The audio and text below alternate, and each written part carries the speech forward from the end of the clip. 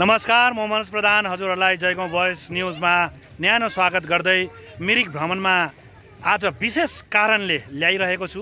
आजको यस भ्लगमा तपाईहरूलाई दुईटा मसिना गोर्खे चेलीहरू जसले हाम्रो देश स्वतन्त्र गर्नुको निम्ति आफ्नो जिउमा बम बाँधेर ब्रिटिसको ट्याङ्कलाई ध्वस्त पारेको थिए।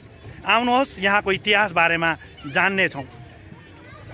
विभिन्न भ्लगहरूमा युट्युबमा तपाईहरूले आज मिरिक झिल र मिरिकको बारेमा जान्न सके पनि आज दुई गोर्खे चेलीहरू जसले हाम्रो देश स्वतन्त्र बनाउनुको निम्ति ब्रिटिसको अगेन्स्टमा उहाँहरूले आफ्नो जिउमा क्यामोफ्लेज ज्याकेट जो बमले भरिएको ज्याकेट लगाएर ब्रिटिसले जब हाम्रो देशमा एट्याक गर्नुको लागि ट्याङ्क आइरहेको बेलामा त्यो ट्याङ्कको मुनि त्यो ज्याकेट बमले भरिएको ज्याकेटलाई लगाएर ट्याङ्क मुनि पोसेर घाँसको माथिबाट घाँस जस्तो देख्ने भएर ट्याङ्कको बाटोमा दुई दिदी बहिनीहरू सुतेर बसेर ब्रिटिसको ट्याङ्कलाई आफ्नो शरीर सँगसँगै ब्रिटिसको ट्याङ्कलाई पनि ध्वस्त पारेको कहानी इतिहास हामीले कुनै पनि इतिहासमा भेट्न सक्दैनौँ। र यही दुई चेलीको इतिहास हाम्रो गोर्खे नानीहरूको योगदान को निम्ति तपाईहरूलाई आज ल्याएको हो। र मिरिकमा नै किन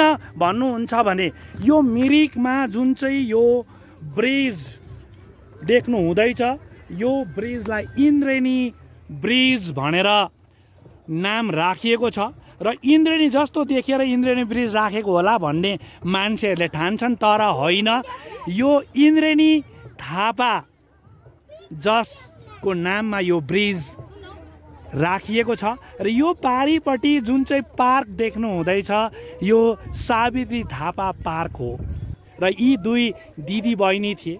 सुभाष चन्द्र बोसको अगुवाईमा रहेको जानबाज दल बाल सेनामा यी दुई नानीहरू सदस्य थिए।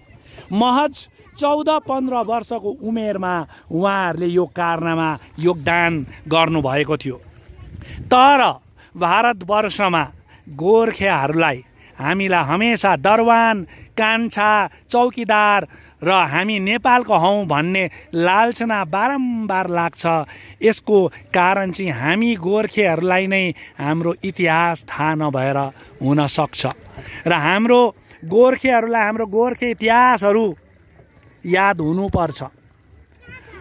हाम्रो देशको जनगणमन नेसनल एन्थममा धुन दिने व्यक्ति रामसिंह ठकुरी देहरादूनबाट थिए भने भारतको संविधान बनिँदाखेरि संविधानलाई जब पहिलोपल्ट लागू गरियो त्यसका सिग्निङ अथोरिटी हाम्रा गोर्खे छोरो दार्जिलिङबाट अरी बहादुर गुरुङ थिए र डम्बर सिंह गुरुङ वेस्ट बेङ्गलका गभर्नर बनिएर दिल्लीमा यस कन्स्टिट्युसनलाई लागू गरिएको थियो।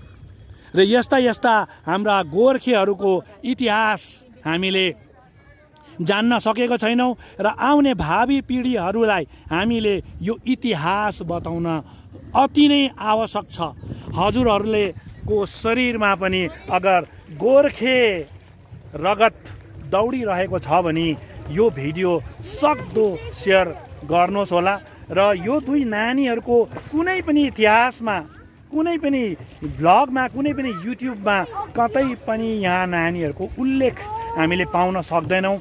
यहाँ दार्जिलिङका राज्यसभा सांसद मायादेवी छेत्री ज्यूको किताब स्वतन्त्रता सङ्ग्राम भन्ने किताबमा मात्रै यो उल्लेख गरिएको हामीले पाउन सक्छौँ। यस्ता यस्ता हाम्रा गोर्खेहरूको योगदानलाई तपाईहरूले पनि आफ्नो भ्लगरहरू हुनुहुन्छ भने सेयर गर्दै जानुहोस्, ताकि हाम्रो गोर्खेहरूको योगदानको बारेमा हाम्रो भावी पिँढीहरूलाई बताउन सकौँ। र यस्तै जानकारीमूलक भिडियोहरू लिएर फेरि हजुरहरू समक्ष जयगाउँ भोइस न्युजमा उपस्थित हुने नै छौँ। स्वस्थ रहनुहोस्।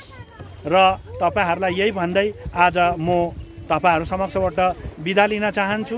तपाईहरूलाई फेरि एकपल्ट बताइदिउँ, सावित्री थापा र इन्द्रेणी थापा जानबाज दलका मसिना गोर्खे नानीहरू जसले चाहिँ हाम्रो देशको निम्ति आफ्नो ज्यान निछावर गरिदिएको थियो र श्याम बहादुरले त्यसै भनेका थिएनन्।